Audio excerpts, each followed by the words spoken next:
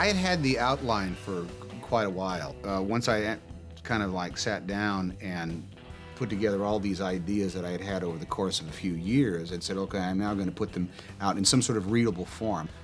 The only training that I have in order to, be a quote-unquote screenwriter is, having read a bunch of screenplays and, having worked on the movies that I've worked on as an actor. I started working on it in December and kept pounding away until March. And at the end of those 3 months, I had something that was very raw and pretty primitive, but that worked from beginning to end. I started dealing with the nuts and bolts of it. Here's what it should look like. Here's what it should feel like. You begin to put things like that into the script, which is really, in the interpretive kind of process that you have to do if you're going to try to shoot it. So the time came, I was back with Jonathan Demme in New York. He said, if you really want to do something bodacious right now, you should go off and you should direct this movie. It was time then to show it to the studio. And the next thing I knew, in July, we opened up production offices, and we started shooting in November. What was the casting process like? Tough, because, this is like putting together a good infield for a baseball team. Everybody has to be able to complement each other.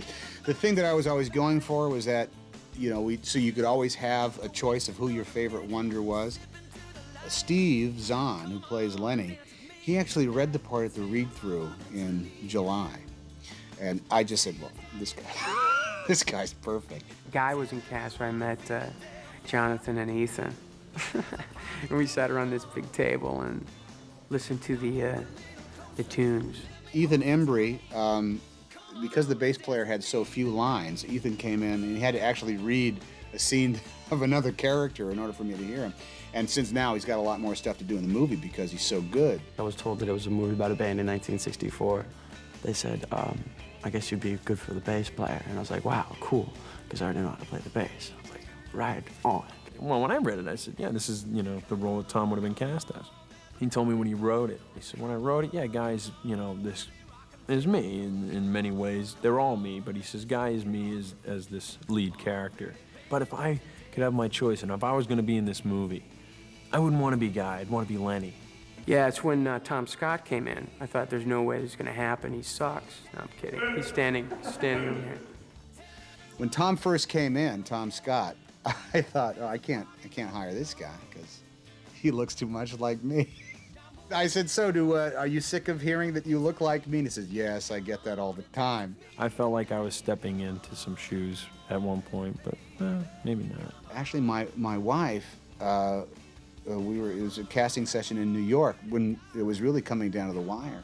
She had put in the tape and was just looking at the guys I had met the day before, and she says, who's this guy? She said, and I was actually shaving. I was listening to the voice. And I said, that's some guy named Tom Scott, but I can't hire him because he looks too much like me. And she says, well, he doesn't look that much like you, and besides that, he's really good. So then I went back and looked at it again, and, he really was. So that was that. And Liv came in, and she just was Faye. It was just, she came in and she was so easy and fresh and natural, and it was just, poof, wow, boom, Faye. Simple as that. Where you been? Tom calls me Faybird, which was really nice, and I had Faybird on my trailer too. Casting a thing, you always hope as soon as they walk in the room that you go, they're perfect. That was definitely the case with Jonathan Scheck when he came in. He had done so much preparation for it. He had his hair combed in a kind of Mersey beat way. He had a white shirt on and a skinny black tie. And he was just kind of so dedicated and focused to what it was. I was enthralled by what he was doing. Thank you, we're the Wonders.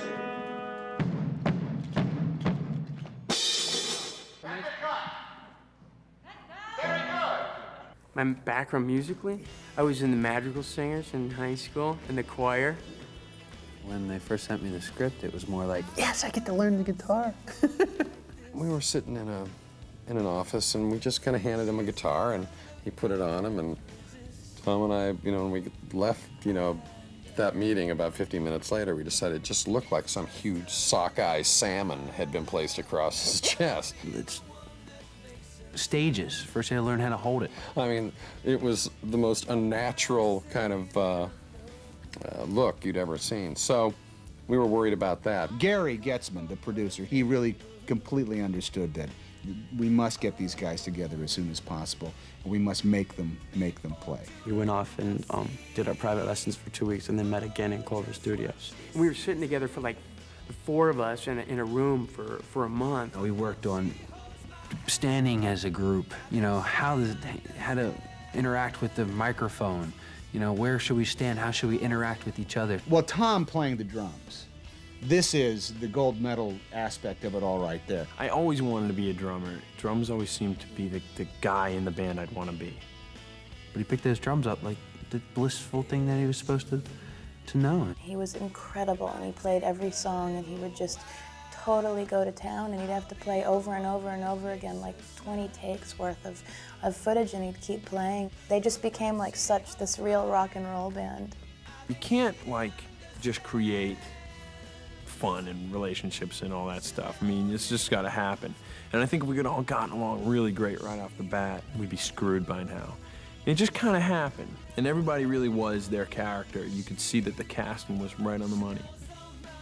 Because there was music rehearsal, we didn't touch the script. But the good thing was that we didn't touch the script, because what it did was it brought us together as a band.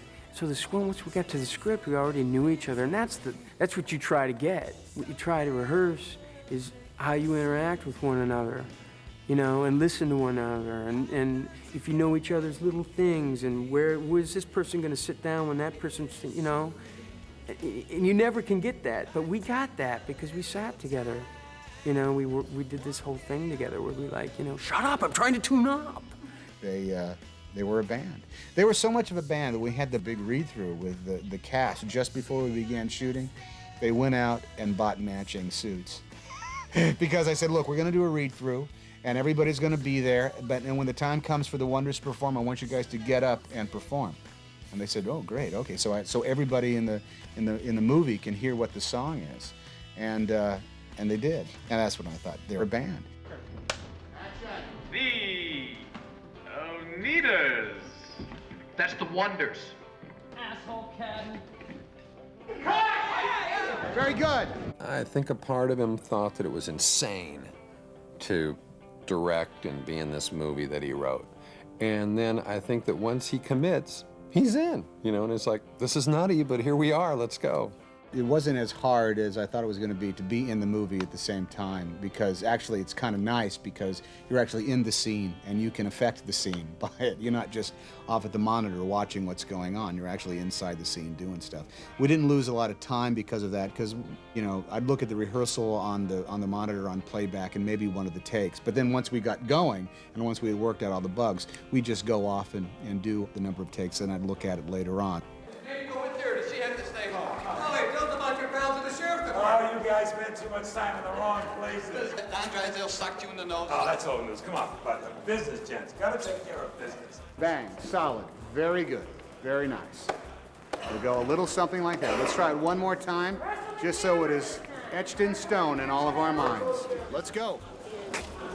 Shoot, shoot, shoot. In the beginning, he was really good at it, and he knew exactly what he wanted, and he really did an excellent job. Ladies and gentlemen, you are the greatest crowd in the state's history of the Illinois State Fair. God bless you and that thing you do. Quiet and roll, please. Roll it.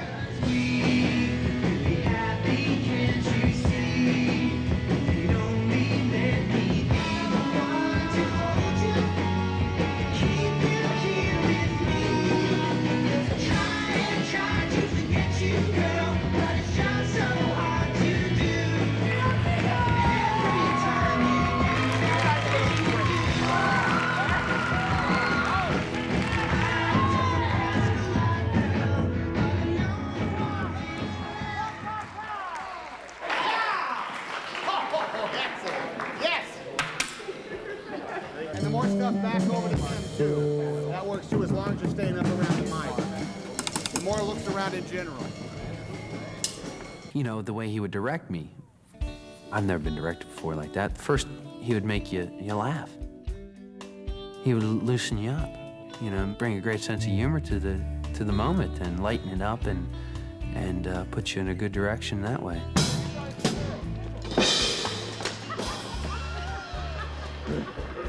Goes a little something like that. See, it's a comedy about a band. We just spent, you know, the first month laughing our pants off the whole time and just, you know, having really sore jaws at the night. You know, you'd be like, oh. I mean, there were some times when he would come over and he would give you like inspirational speeches that would just leave you just sitting with this inner just yearning to just sing this song like you've never sung it before. All right, that's 4 bars, verse, chorus, bridge solo, verse, chorus, then out. That's it. So that's 4 bars, that's verse, chorus, bridge solo, verse, chorus, then out. Great, okay. Sweet. Is that the tempo? I was afraid that he was gonna just do my lines the way he wanted it. Well, I always thought a guy would say it like this, "Hey man," and crack a whole room out. And then they'd go action, and I'd have to like top or equal what he did. And I thought, you know, this could be hard. You know, I had that fear for about a second. And I thought, nah, it's gonna be me. He can explain what his thought process is very easily. Tom has a very good way of putting his thoughts into words. It's easy to understand what he wants. Yeah, well, Steve's on. Steve would just go off. And I think he had a thing with Mr. Hanks where they would just go back and forth just to try to make each other laugh while the camera was rolling. You know what that is? Money. A bonus. Try the presidential flashcard or something. Ready, action! Like, I've been in movies where it's like improv time and everybody's, you know, before you cut, you gotta come up with a bunch of funny lines to say. This was consistent to our characters and the story, and it was very unique kind of improv. You know what that is? Oh wait, I know this one. Money. It's a bonus. You know why? You know what he says? You know why in his sentence? Why? Because you sold lots of spaghetti. You know? Yeah. Because you sold lots of pizza. I don't know, or even just be. Do you know why? I don't have a clue. I do not know. I have no idea. All right. You know why? I have no idea. To entice you back. The word is out on you, Oneaters. Hey, that's on Netters. It's a genuine 60s rock and roll hit. The songs were great. You gotta get sick of stuff. But that song's hung in with us. We hear it and we get happy, you know, we kind of just start going. When I watched it, I just sat there with a smile on my face for at least half of the movie. You don't even realize you're smiling. This film is fun. This film is a lot of fun. Yeah, you'd think people would snow you, you know, and say, oh man, it's the greatest, fabulous cast and crew. And well, I haven't really worked with anybody else, but I know I'll miss this group. What I'm truly hoping for is that, you know, the audience is able to sit down and watch this thing and say, that was an incredibly refreshing change of pace. There you go.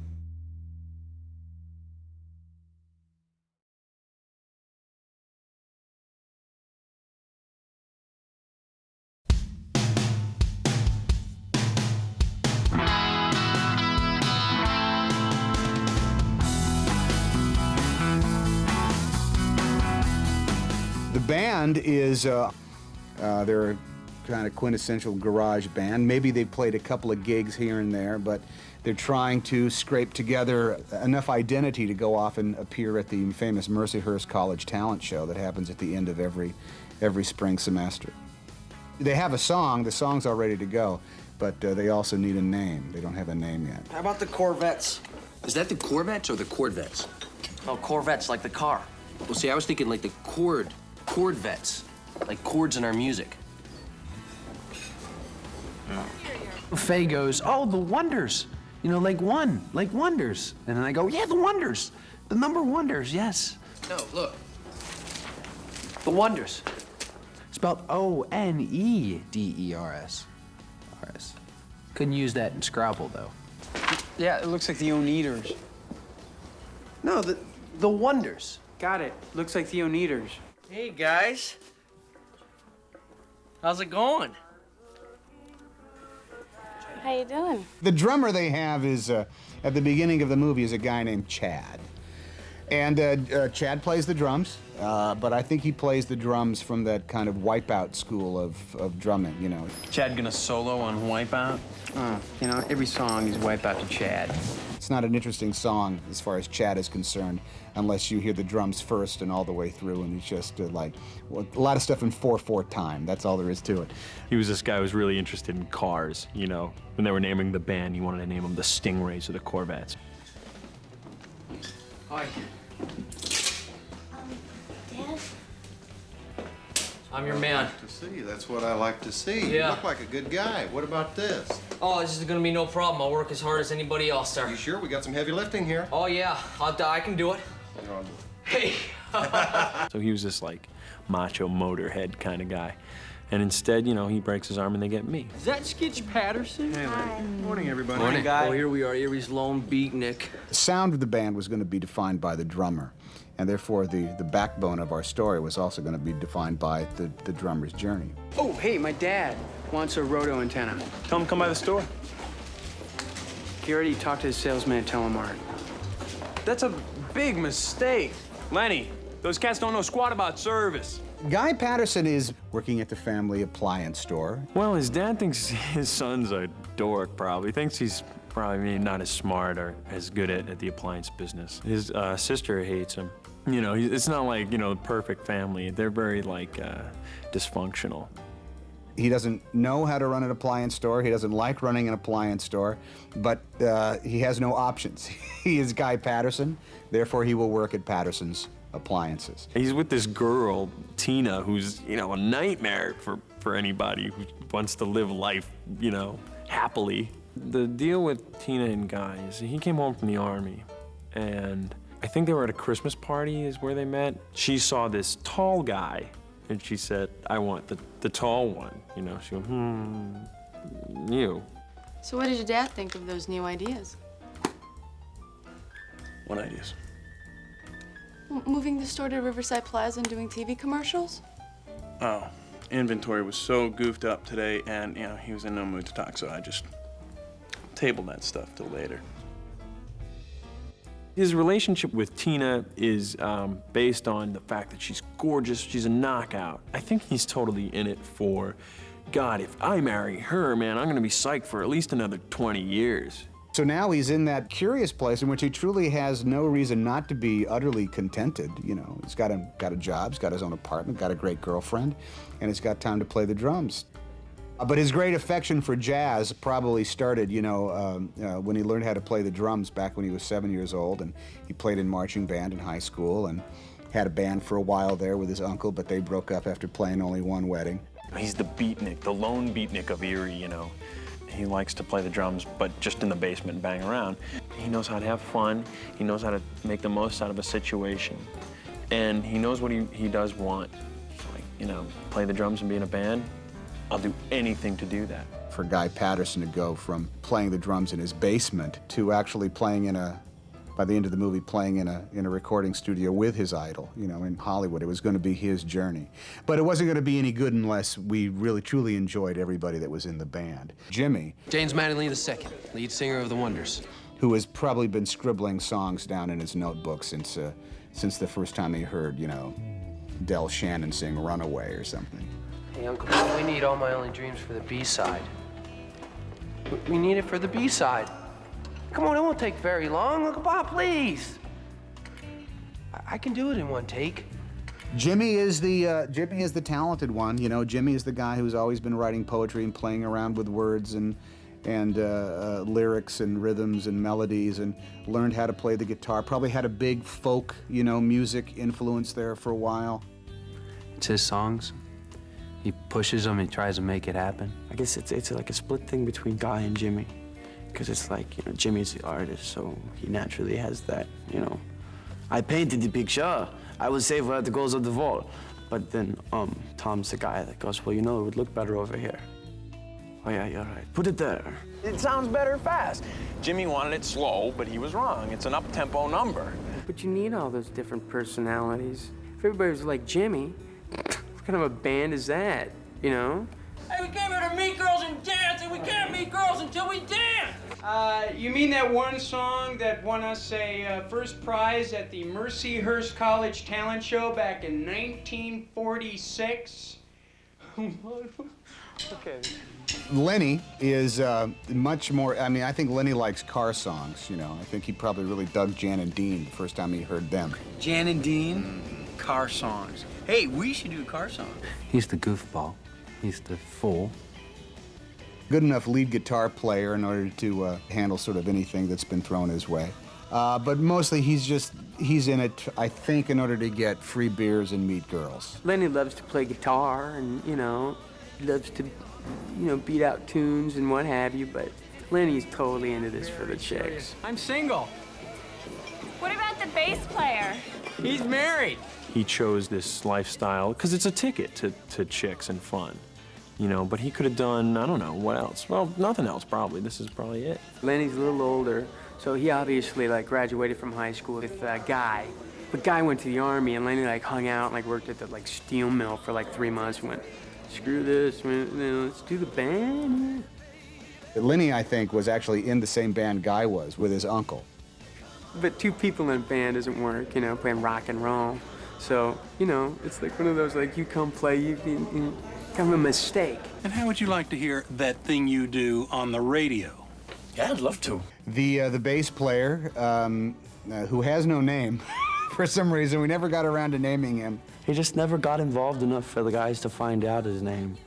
You know, he's just always there. He never really speaks up or so. I don't know exactly why. I don't have an explanation. That's cool. It's comedy. Is probably, I think, like the 6th kid in a family of 8. And he'd rather be here than at home with his 8 brothers and sisters getting whacked by a wooden spoon. I mean, I think that's his whole deal. You know, so not a lot of people paid attention to him, and he's always been very, very quiet. He likes it better when Faye's around, because he can identify more with Faye than with the other guys.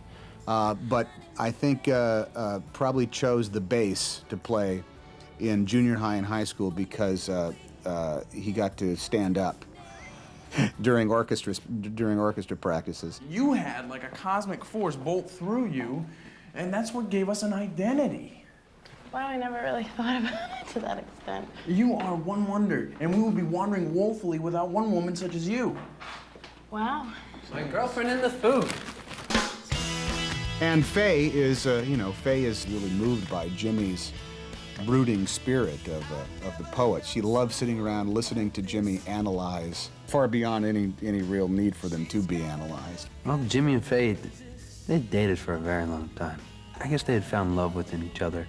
It's very strange because you never see any kind of communication between the 2 of them, and he really becomes more and more of a prick. Well, she feeds Jimmy. You know, Jimmy's very big on his music, and that's pretty much all he is, and he tries to believe in himself. And she nurtures him and tells him he's good, and he believes her. Well, to Lenny, I mean, you know. Who? Faye? Oh, yeah, that girl. That's it, the Wonders. You're talking gibberish. It's not like we don't get along. We just don't. Just don't. I think she, you know, secretly considers herself a member of the band, although she would never ever claim that. I think they've all sort of been in a couple of other things that didn't go anywhere. So I think all they're really looking forward to is maybe winning $100 at the Mercyhurst College Talent Show. Okay, I gotta get back to the store, so let's get it cracking. What do you want? Something like, Go slower. 1, 2, 3. It's too fast. Yeah. Oh, yeah. No, that's whoa. No, that's too fast. Yeah, way Yeah, too fast. slow down. Slow down. Good. Yeah. This is not a polka. This is rock and roll. Now, Guy, deep down in his drummer's soul, has always felt that the song should be faster. Guy comes on after Chad breaks his arm, and he gives us he's the percussion, he's not really a musician. Jimmy wrote this kind of like relatively sort of upbeat ballad, you know, at the most. Yeah, he's more of a ballad-driven individual. And Guy just heard it as, you know, much faster. But he knows the drummer increases our popularity. 1, 2, 3, 4. Too fast, guy. Slow down. Come on. Slow down. Too fast. Slow it down. It's only because Jimmy and Lenny and the bass player have played the song so many times that they could handle it, but they've never had it with a drummer who actually understood that the drummer's job here is to keep a very light kind of rhythm. They kind of run with it. It's definitely the best thing that is in that talent show. It's reminiscent of the Dave Clark Five, who were on, you know, Ed Sullivan just the week before or something like that. And it's kind of in tune with the stuff that's really happening. I gotta have you. I just gotta have you. I want you playing at my place next weekend. What do you say? Well, the next level up is, you know, a gig there in town somewhere, playing in front of people regularly, which they get. And this man, Villapiano, comes up to them and asks them to play at his bar. But they're able to put together a pretty good set. I guess they have like, you know, like a 22-minute, 28-minute set of enough songs, some cover tunes of something, but as well as one or two more Jimmy originals. Why are we even bothering with this song? For our encore. Ed Sullivan calls us back for a chat. All right, let's shelve it. We need something slow anyway. No, you don't. I've been working on a ballad. It's called All My Only Dreams. Not me. I dragged you into hell. I'm sorry. They're good enough, but you know what I mean? They're not that good. I think they get a lot better. From the very beginning, I think they grow and grow and grow.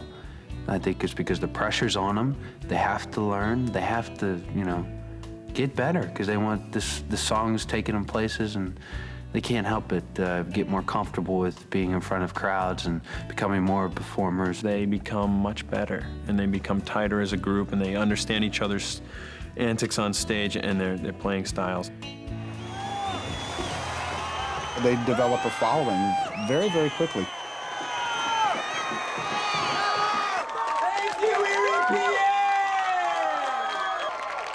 They meet kind of a local promotion man who gets a record played on the radio.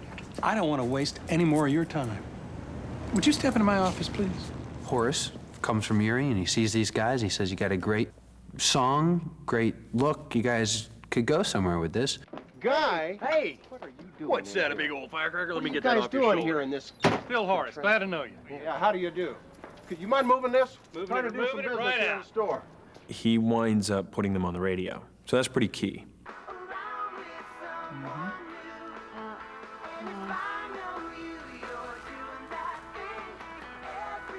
Oh, God! I don't know that song. Oh, is it hurting again? Yeah, that song. I know that song. Must have missed the nerve. Oh, okay. For Guy, this is a huge reprieve from the appliance store. I mean, this is fun. Being in a band again, life is kind of worth living. You know, the girlfriend might not be as wild about it because she thought she was getting the heir to the Patterson appliance fortune.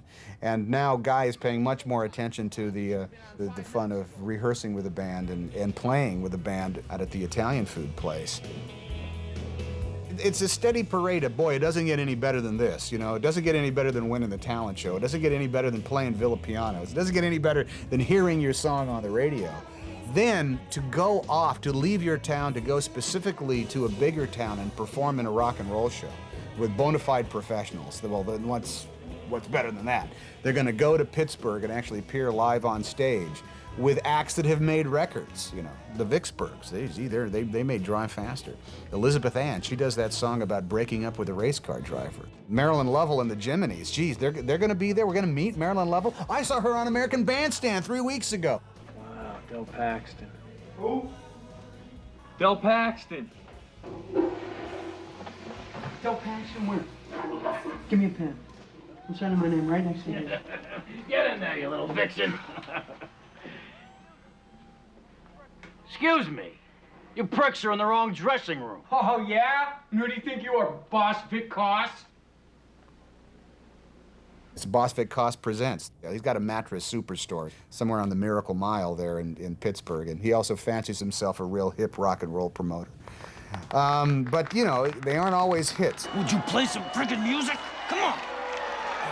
Sometimes the equipment's not hooked up right, or you haven't rehearsed enough, or somebody backstage hasn't flipped the right switch. Nothing's working out. The bass player's bass isn't plugged in, and we're trying to make it work, but the equipment's not cooperating. We're just dead in the water. For every step forward, you know, you're going to have a couple of steps backwards every now and again. Tell you what, look, I admit that yours may have been a weak spot in the show, but did you see the Hollyhocks? I mean, really. But the great thing about this appearance in Pittsburgh is that Mr. Phil Horace, the guy in the camper, has done his work. This is a hit record. Yeah, he gives us the motivation. He's the guy that gets us to go and get out of Erie. And then there's Mr. White. Well, I have heard your record, Guy, and I like it. Mr. White is his name. He's from Playtone Records. He was probably at the rock and roll show to hear one of the other acts, but here was this absolute freebie, this new band that's already made a record that's pretty good, that has absolutely no representation whatsoever. We'd like to release it and add the Wonders to the Playtone stable of artists. I think Mr. Horace is very happy to take, say, maybe $1,500 to sign over the contract, and gee, he gets to go back and go fishing in his camper, and the boys now have to make the decision: do they want to either go back home to Erie after these 2 shows in Pittsburgh, or do they want to sign on and become members of the Playtone Galaxy of Artists? Special moment for any recording artist. It's a record! It's a black, got a hole in it, it's got grooves, it's a Playtone record! Playtone was a pretty big label, you know, not quite Capitol, but not VJ Records either. They were a bona fide label that was easily recognizable. Check this out, I'm in Detroit, and the Insomniacs up, right? So I go for a driveway out in the boonies.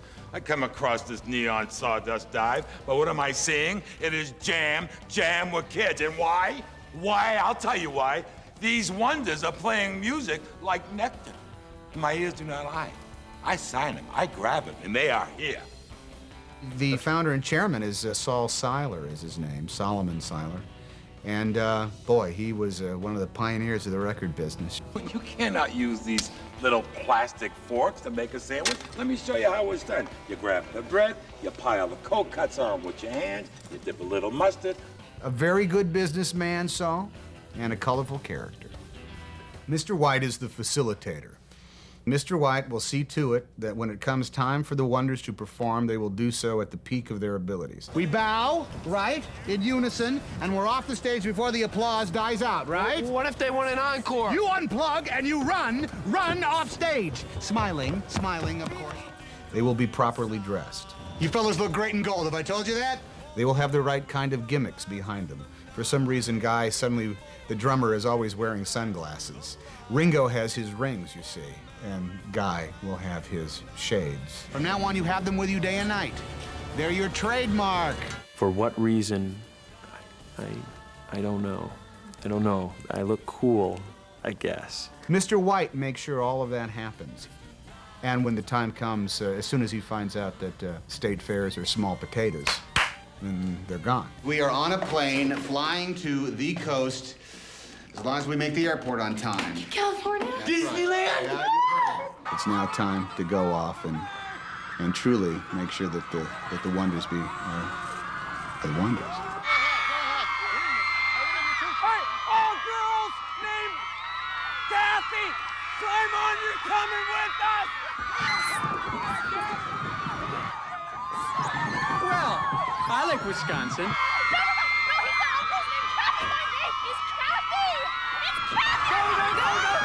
For Jimmy, that, you know, here we are, people are, you know, clapping really hard for us. He's starting to really notice this is really happening when he comes to realize, wow, my dreams are coming true. You know, I think that the bass player is just excited because he gets to fly in an airplane for the first time. The bass player's never like that. We're gonna be the top. We're gonna go far. He doesn't even know, I mean, the difference between the talent show to the big stadium. There's more people in it. Other than that, he doesn't even notice the fact that things are changing and growing bigger. Where's your bass player? Oh, he went sniffing around the Chantroline's bus. Hey, how you doing? Cecily, I wanted you to meet. This is our bass player. Hi. He wanted to say hi. Hi. How you doing? Fine, how are you? Good. Good. You don't smoke, do you? No. Good.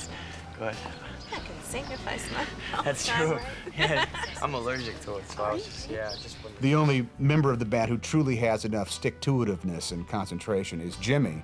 Jimmy has this belief that his music is going to be taken to a higher state and get out of the place in which they were all raised. He watches the older people in town and just thinks some of these people have never left Erie. He just wants to get out of the town and see the world. Just give him the gift that he's been given, the talent that he's been given.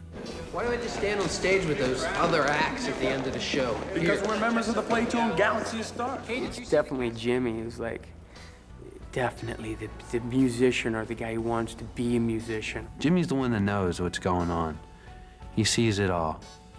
You know, he's fear-driven, that's the only thing. He's probably a good enough guy. On the road, he might be a bit of a princess, though. You know, I'll bet he's the prima donna of the band. That's Guy's take. And for Jimmy, you know, who fancies himself definitely the leader of the band, he is now going to record another record.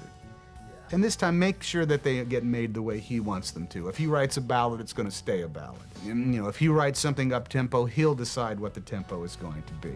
Because his name is on it. It says so right there, you know. It says James Mattingly II as the writer of that. This is where all the power is. How long have you worked here at Playtone? How long you been wearing such tight pants? Wow, if that was a pickup line, we're a match made in heaven. Lenny just sees this. Well, this is the cornucopia. This is the horn of plenty. Literally, all of his wildest dreams are coming true. Sketch. How did we get here? He's going to go to Los Angeles. He's going to go to the Playboy Club. He's going to go drive up and down the Strip for Guy. Guy had this record called Del Paxton Live from the Philadelphia Jazz Junction. It was recorded in April of 1956. This is how long he's had this record. It's 8 years old. He's listened to this thing a million times, and the drummer on that was Bobby Washington. The Bobby Washington. You recorded with Del Paxton on Live at the Philadelphia Jazz Junction. I got that record. That's me on the drums, man. Oh man, what was it like to record with Del Paxton? Some bitch still owes me money. Now, Bobby Washington is the drummer in the Playtone Orchestra. So he's actually able to sit there and talk to other drummers who's played with Bobby Washington and Scotty McDonald's and Jacques St. Clair, guys like this. And he is so thick into the music world, but not just the music world, but also the jazz world now, that, I mean, come on, this can't be better. He seems like a pretty grounded guy, Guy Patterson. While others around him are kind of freaking out about the instant fame, I think he's the one who tries to just experience it. And Faye is, officially the costume mistress of the Wonders. She gets to go off and be a witness to this incredible growth and history of the Wonders. Well, I mean, at first it's just incredibly exciting, and it really goes by really quickly, and everybody's just freaking out, and really all I care about, even more than them making it big, is just like them and helping them fix their stuff. And everything's just a jumble. I don't even think they know really what's going on. Okay. What are you doing in here, huh? Jeez. Have you seen this? Have you seen Billboard magazine, Billboard. Baby? Number 21. Wow.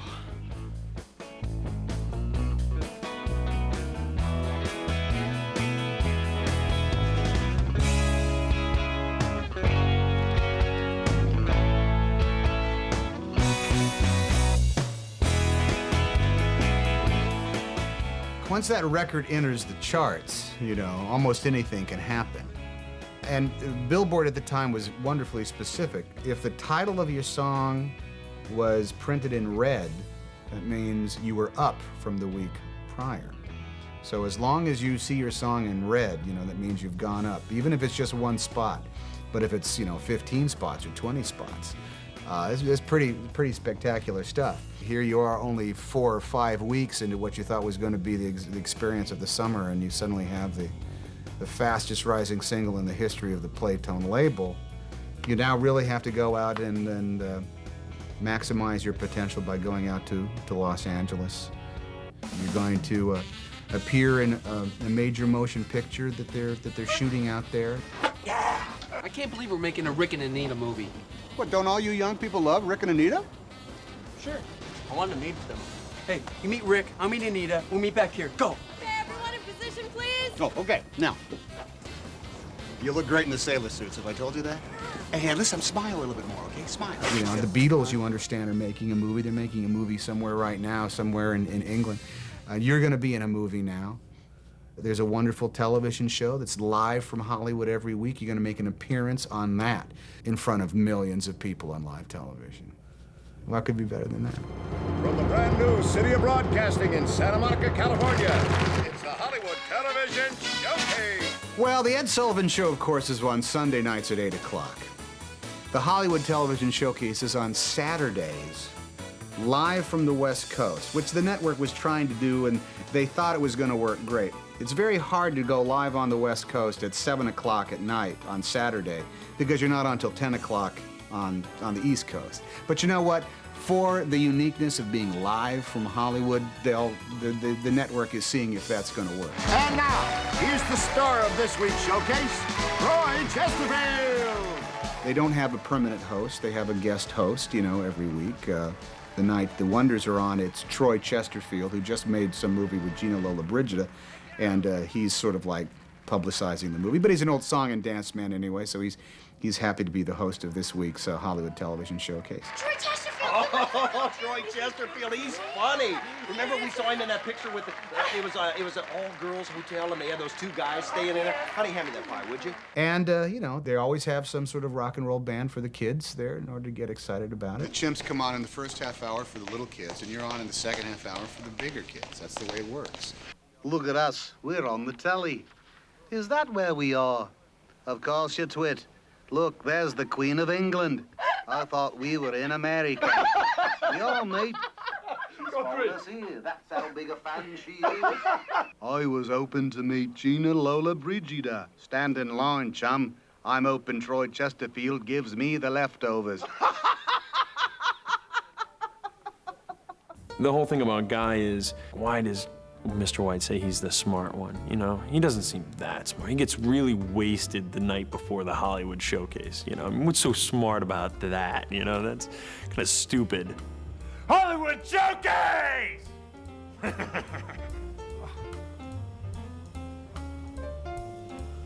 And they get to be on live television. But the thing is, look, if you're on live television and the people watch you, they go out and buy your record. If they like your record, they'll go to the record store the next day in order to buy it. So if you're knocking on the door of, say, number 1 or number 2 on the charts, which by the time the Wonders get to Los Angeles, they are. They're number 7.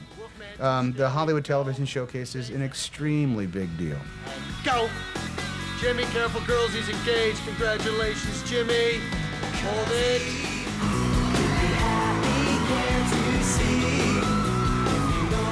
Careful, girls. He's engaged. Am I supposed to buy you some diamond ring now? You're ruining this beautiful moment. There's something wrong with the superstructure of any sort of enterprise. It will show itself up at times of either great achievement or great stress. You know, when you're off with as many different sort of points of view and priorities as you can find amongst 4 or 5 people, well, then things could have a tendency to get a little bit frayed. There's a number of things that could go wrong, say, if you were the Wonders in Los Angeles. Number 1, you might be a little sick of playing this one song over and over again. You'd like to be able to branch out and play something else. If you're, say, Jimmy, you might feel that way.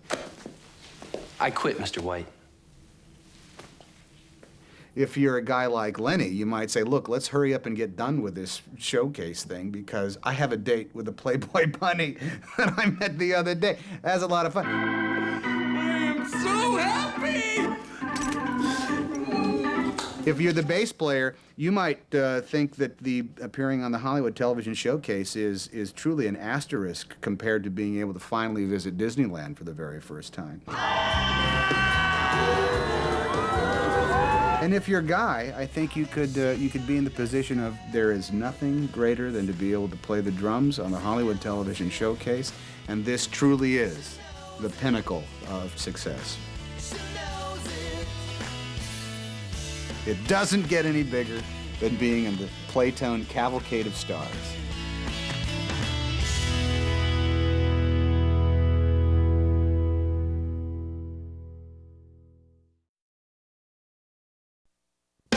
As a rock and roll band, the Wonders dreamed of the big time. Maybe we should make a record. But making it to the big time wasn't exactly easy. That is until one day their dream came true. This is a hit record.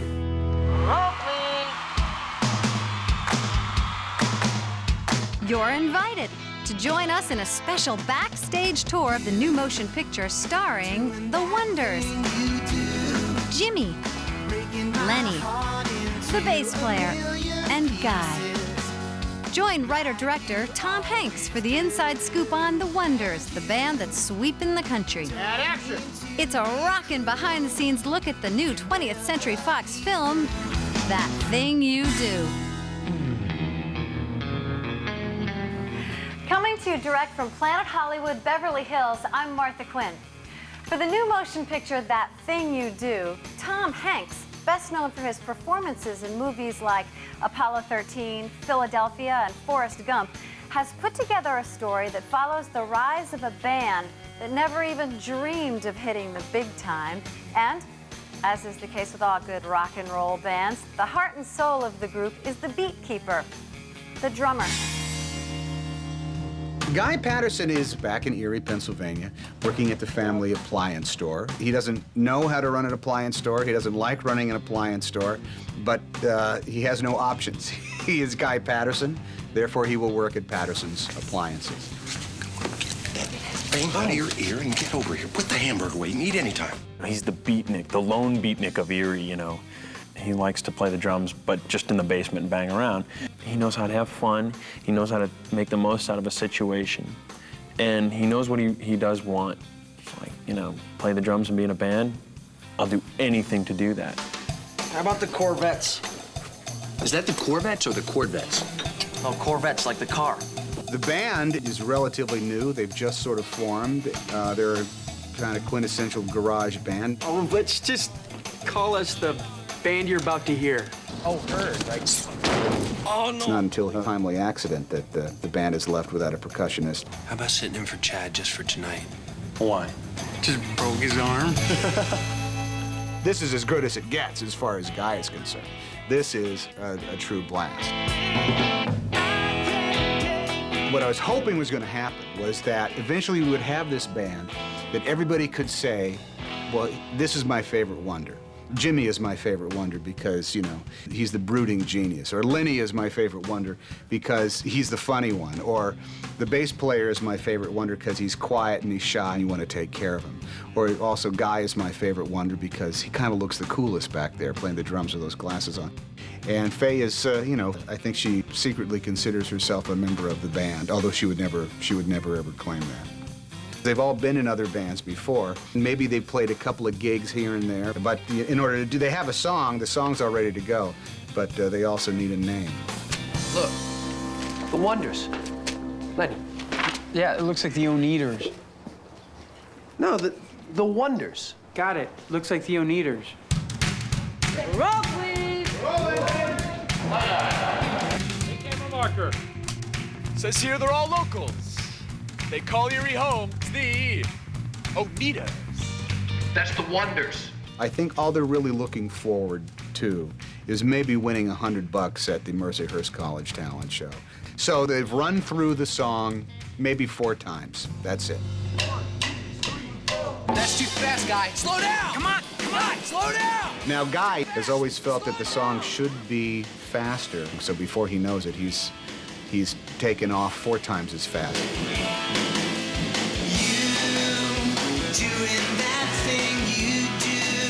They kind of run with it. It's definitely the best thing that's in that talent show. They develop a following very, very quickly. All the girls were talking about you guys. Yeah? I'm single. What about the bass player? Makers of a hit record. Wonderful Wonders!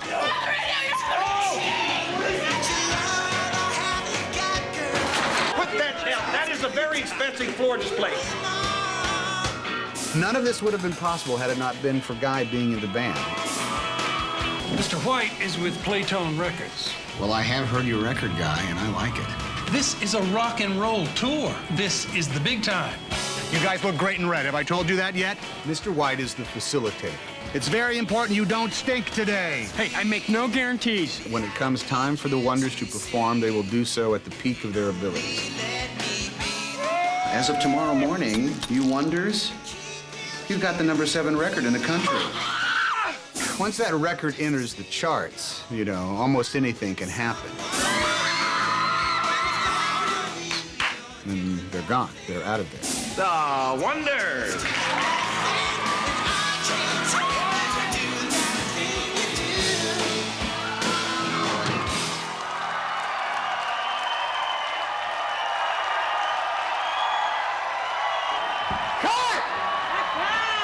Excellent. Very good. Being that this is, after all, a movie about a band, the filmmakers had the challenge of turning a cast of young newcomer actors into bona fide musicians. These guys had just a few short months of rehearsal before they had to step in front of the camera as the Wonders. One more rehearsal, please. Here we go! And action! It always had to be an ensemble because, you know, this is like putting together a good infield for a baseball team, you know? Everybody has to be able to complement each other. To be casting a thing, you always hope as soon as they walk in the room that you go, they're perfect! Ah! And I got very, very fortunate that these people just kept coming through the door that were so great.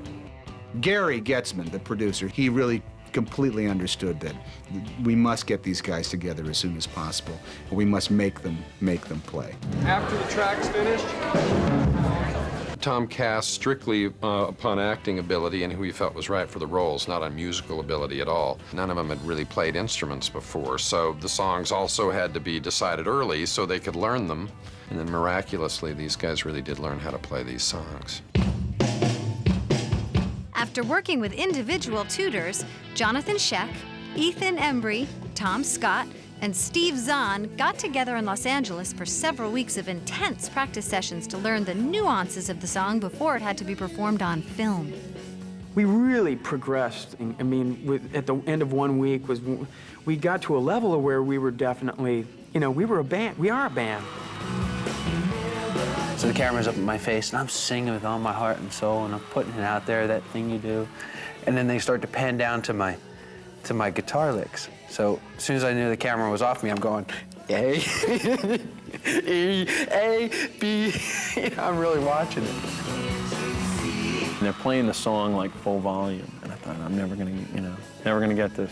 There's just gonna be tight shots of my head going, you know, and some amazing drummer from the neck down. But it was great. It was the best thing in the world. I wasn't doing anything else but playing drums. They just became this real rock and roll band, and it was so much fun to watch them because they could have gone out on the road. So for 5 weeks, 5 hours a day, they were rehearsing. And it got to the point where they were a band. With the rehearsal period complete, the filmmakers assembled an audience of 1,500 concertgoers, giving the actors a chance to finally show off their newly honed musical skills. It's the Wonders! Come on, pretty baby. Put your little head in mine. Things are shaking on the dance floor. Everybody's feeling fine. Now move a little closer. Let me hold you tight. Come on and dance with me tonight.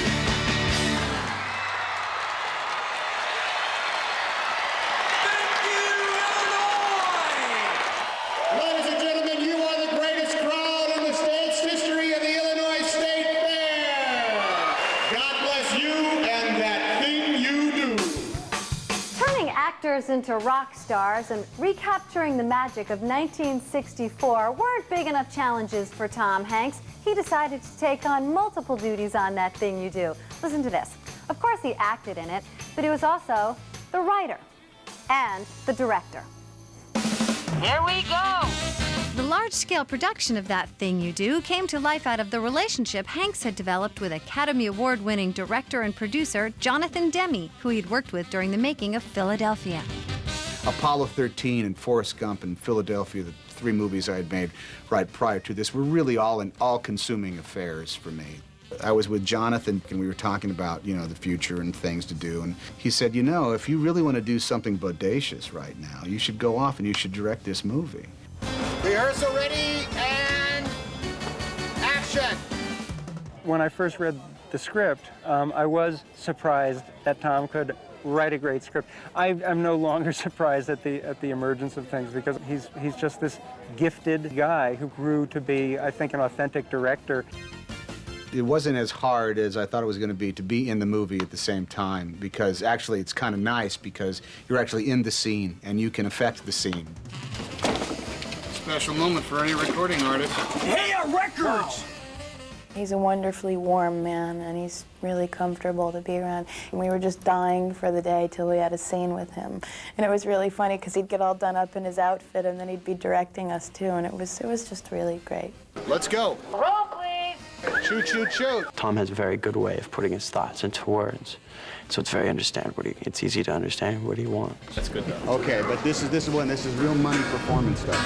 Right. It's obvious Tom is a brilliant actor, but the fact that Tom is a good director, that takes on a lot more human quality as well. But there's a unique clarity with Tom. It's boom, right there. Go, go, go, go, go, go, go! Here they are, playing that thing that's racing up the charts. It's The Wonders! You fellas look great in gold. Have I told you that?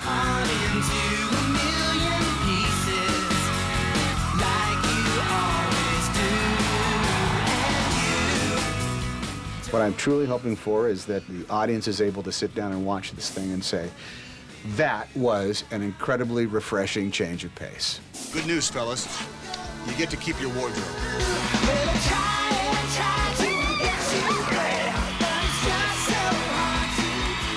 None of this would have happened if you hadn't joined the band.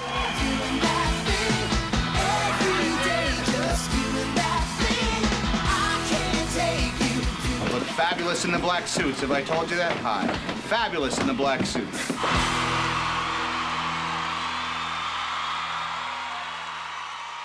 Little wild one, my little wild one. Oh, I love my girl fine, but when I need a wild time, little wild one, I'll come back to you.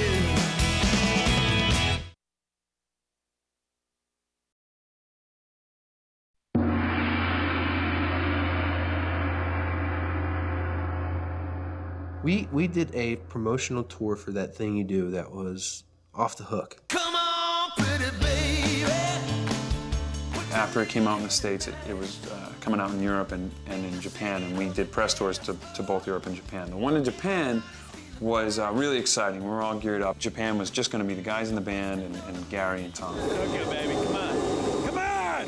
Go, baby! We're like pops, right? All us guys. And Tom and Gary are like, we're gonna go to Japan, we're going on the jet, and blah, blah, blah. And we show up, man. We are, you know, we're going on the private jet with Tom Hanks to Tokyo. Are you kidding me, man? Now move a little closer, let me hold you tight. Come on and dance with me tonight. I think all of us got so into the spirit of being in a rock and roll band, we all wanted to be in a rock and roll band, that Tom and Gary thought, you know, how cool would it be to do a little tour? Nice. Woo! That's awesome. Mr. Downtown. Mr. Downtown. Mr. Downtown.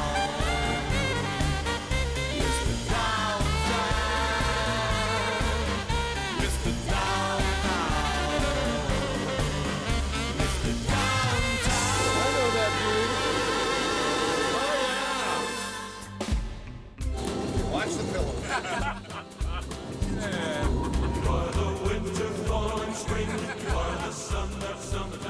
Get on the plane. When we took off, everybody's standing up, like leaning forward. Like, just stupid. And Yeah, well, I almost didn't get to go. So we get on the plane, and the pilot comes back, and he says, everybody ready for a great trip? Yeah, everyone's got their passports, right? I thought, oh my God, my passport. Did you forget your passport? Oh, don't even kid around. Everyone thought I was kidding. We're like, what? You don't have your passport? We have to leave Tom Scott on the tarmac in Seattle. Or, no, we were in Anchorage. So everyone else went on to Tokyo. Tom Everett Scott forgot his passport. He flew to Seattle from Alaska and then caught a plane in Tokyo sometime today. So our sincere hope that Tom didn't lose his passport on the plane. Went to bed, woke up, the passport was handed to me by some dude, and I got on a plane that flew direct from Seattle to Japan. The in-flight movie was that thing you do. It was crazy. No babies. No, well, I forgot all my clothes, so... Did you get a good night's sleep last this night? towel from Seattle. I'll bet. Tom met up with us at some, like, tempura house, like the oldest restaurant in Tokyo. To this day, it was still one of the most amazing meals I have ever had. It's like the nicest restaurant in Japan. We're there for about an hour, we're really tired. We're doing the whole, like, okay. Oh, all right. Everybody's just kind of doing the thing. And they freaked out. You're all like, no, sit down. And we didn't know what was going on. We sit back down and they're like, and they open the wall and it's karaoke. And the weird thing about Japan is that no matter where you are, no matter how classy the restaurant is, this is the greatest restaurant in Japan, this is the oldest restaurant in Japan, at some point, a karaoke machine is wheeled in. And we had a ball. We were on these live shows, and I can't tell you how it was just absurd. Just take the chick handing out drinks, man. Isn't that cool? I got all that. I got all that. Seemed to hover around our drummer there. She was a Playboy bunny. She's a Playboy bunny. They had us performing on like their Letterman show and crazy like talk show things, game shows.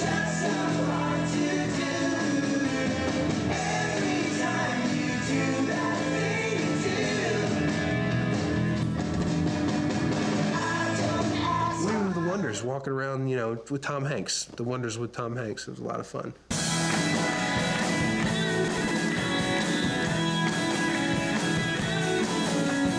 Tom didn't have on his shades. What do you think of these? Put them on, man. Shades. Thinner frame. Let's try maybe these thinner frames. Take those off. Yeah, these are. Put these on.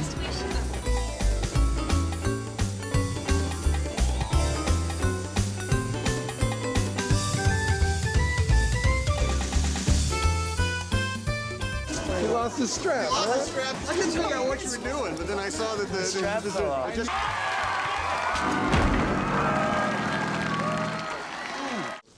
Felt like Mr. White here, man. Like, here I am on this weird show that like 50 billion people in Tokyo are watching live. I don't even know what's going on. There's way too much to process, right? I'm just like, what are we doing?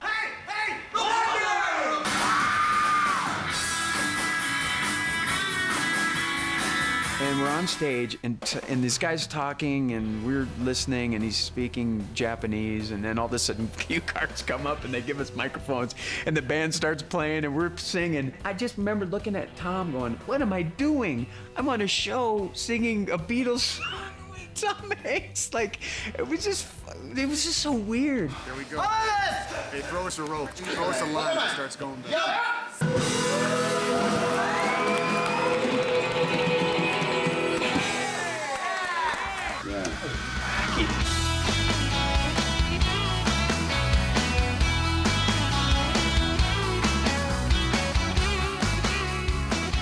Here's Ultraman. Cause we could be happy, can't you see? If you'd only let me be the one to hold you and keep you here with me. Cause it hurts me so just to see you go around with someone new. And if I know you, you're doing that thing you do. drive the whole socket. And back.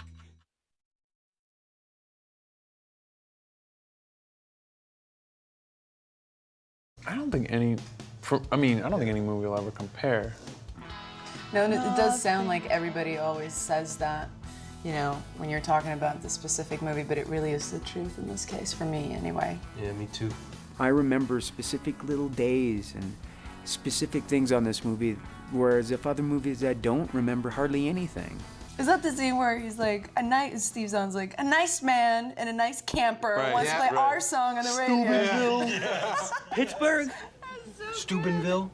And my favorite line from that I always say signing, you're signing, everybody's signing. Yeah. Give me a pen, I'm signing, you're signing, we're all signing. And he says, is it too early in the morning for beer? And Steve says, I'm thirsty. And still people come up to me more than any other movie and they go, that thing you do. Ah, love that movie. I had to be the serious brooding guy, and these guys made me laugh too many times. You're pretty funny too, man. No. Yeah, you are. Broody funny. I was the broody. Yeah, you were broody You funny. were broody funny. I know, me and you were kind of like the stiffs. Yeah. I would be like in between takes, like dancing, and then be like, okay, action. So not into it, hating it. I should have been a dentist in this movie. Do you like it? You're so absolutely adorable. You know that? Yes, you do know that. Hang on a sec. I have an idea. I had an audition for the casting director, and when I read it, I thought, this is like really like me. You know, he's kind of a lot like me. It was really happening to me. You know, the two stories, my story and Guy's story, were paralleling each other exactly, except it was, you know, music and acting. I had a great experience with my audition. I went in there, I smoked 2 packs of cigarettes before I went in, I think, and I didn't smoke. And did you do that on purpose, did you say? Oh, you were nervous? I was beside myself. We're going into the room, Tom Hanks, just, you know. I know, that's how I Yeah, it was. was Tom Hanks just auditioning, and it was crazy. So, but I had worn a 1964 outfit. I had my hair like I did in the movie. I did the whole thing. I stepped up to the mic when it wasn't there, and I sang it to him. I looked right at Tom, and I said, I quit. And I walked out the door. I walked out the audition door, and Tom came running after me and said, get back in here! Yeah, I think that it really does, like they say, it comes from the top down. Yeah, that's so, true. So in this situation, I think, you know, you're doing pretty all right with Tom at the top, because he's just a really great guy. Right? And he's hot. And he's hot. I was thinking the same thing, funny enough. Yeah, we did get to play a lot on this, didn't we? Oh, yeah. You know, we had a long leash. Tom all said of us. that we could do no wrong. Do you remember him saying that? Yeah, all the time. No wrong. It's pretty awesome. You don't get that a lot these days. No way. Everybody these days is so worried about you doing wrong. How it's coming. Like, oh my God, they're gonna screw me up. It was I carried it into fun like movie. films after that, and they kept firing me. I didn't know what was going on. But I can do no wrong. I can do wrong. Mr. Hanks said I was Spartacus. Love your song, love that music. I want to know where I can get the record. Outside. Hey, Pops. Pops, I'll give you a pop. Hey, wasn't that our fan? I think Lenny is a realist. He's not like some joker. He really knew where they were for real, and sometimes that hurts. Like, look, guys, we're not the Beatles, okay? So have some fun. And if you can hook up with a Playboy bunny, go for it. I was 17 years old when we made this movie. That's just crazy. We were just having fun. I never even really thought a character for this. I mean, his name was the bass player. That was his name. And then we go into the studio. Exactly. Because the point of all this is to make more records. The way I played James Manley, he was always right. He just cared about the music and nothing else mattered. And there's a big part of me that really cares about my work beyond anything else. And the difference is that he couldn't find balance in his life. And I've been through a lot of therapy, so I definitely have a lot more balance now. Tom would just set up these kind of like weird like shots at the end of the day, like playing cards with the old guys. You got any threes? And he'd come over and whisper like, tell him that you don't have any threes or whatever. It was so much fun. I thought I thought for sure that all that stuff would be on the floor. You know, that was just for fun. What about the bass player? I live on a boat, and he's married. Boat, it's a sailboat up on Erie. It's polluted, but it's making a comeback. Splash was one of the first movies I had ever seen. I didn't know that Tom Hanks' name was Tom Hanks. I was just like, I want to be the mermaid with that guy. Do you remember the tent that Tom had to get in because the people would line the streets? Yeah. Trying to Well, shoot do you in that remember diner when on they the were roads screaming? right above Yeah, I remember where them. the Patterson Amazing. store was, there were Curtain. windows people were living, and they were dropping movies and photos down with ropes for Tom to sign. They were literally lowering like magazines with Tom's face on it, and they would lower it down with a rope, and they'd be like, please ask him to sign it. It was just like Tom mania. And the first day, they yelled over a bullhorn, "That's a wrap." And all these hundreds of people like ran towards Tom's car. And they had to get him out of there. And that was the last time we ever announced on a bullhorn that we had wrapped, you know? Hi. How long is this going to be? You know, I don't know. I've never really been to one of these things before. Charlize, your character comes off as kind of being not so likable. What do you mean by that? You kind of screwed around on your boyfriend in the movie. Yeah. Wasn't her boyfriend kind of screwing around I too, don't though? see any, yeah, a little bit, you know, emotionally. Emotionally, you were. sure. Emotionally, you were. Yeah, yeah, he was. I got a 6-year-old boy. He actually brought up, there's this one scene, and I hadn't noticed it before. When Liv and I hear the song playing on the radio, and we go to where Tom Everett Scott's character's working at the appliance store, and we walk in, and like I guess he noticed me wipe my feet, and I hadn't noticed it before, and it was really funny. Like, he points out things that I've done. He's like, you did that, and that was really funny. This is the one film that people have actually seen of mine that they always come up to me and they always look at me and they go, I quit. I quit. I quit.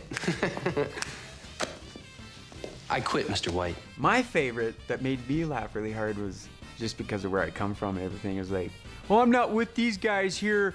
I got a pig in competition over at the livestock pavilion, and I am gonna win that blue ribbon. That line made me laugh so hard. Everyone had been practicing on their own with a teacher. And they kind of all brought our guys and us together, and we got together on Halloween night. And Tom showed up in some mask. And it was Halloween, you know? And I was 17. I was like, who cares if it's a work day? It's Halloween. So I showed up to the first rehearsal in drag. Did Ethan show up in a dress? Did he? Yeah, he did. I'd never met this guy before. And that's the bass player. Okay. You wore a dress several times on this. Yeah, but the first time it was on And there's only one Halloween. Halloween a year, and we shot this movie months after Halloween. It was shot through. Don't try to justify your black eyeliner and earrings and your drag. Say it. Say it again. I am Spartacus. Oh, yeah. I It was recall not a it. love scene. I recall it well. Two love scenes. Is there nudity? I'm Did definitely. I show my remember- boobs in this movie as well? Oh, wow. I am Not easy. that I noticed. I was in some kind of bliss because you had on like layers upon layers of a chiffon like under your skirt, and I had on the tightest pants in the history of pants. And all I remember is laying on a couch and making Oh, out we were making out. with that's right. you, and you know, having Wait to a think about minute. about grandmothers and stuff. Because I was in basically a wetsuit with an entire crew around me. Oh my And you were just God. wiggling all over in your chiffon. It was horrible. I still use this as an example of being that it was the perfect job on so many levels. I've had other jobs that were great, but this on every level. On Friday afternoons at Rap, we would play that music, dun dun dun dun dun dun dun dun dun dun dun, you know, that was in the movie, and everyone would dance on set at Rap. That was crazy, and it was this incredible experience. The best part of doing that thing you do was working with the people all the way across the board. from Tom Hanks to the producer Gary Getzman. Now there is a production company called Playtone that was born from us making that movie. It became a family, you know.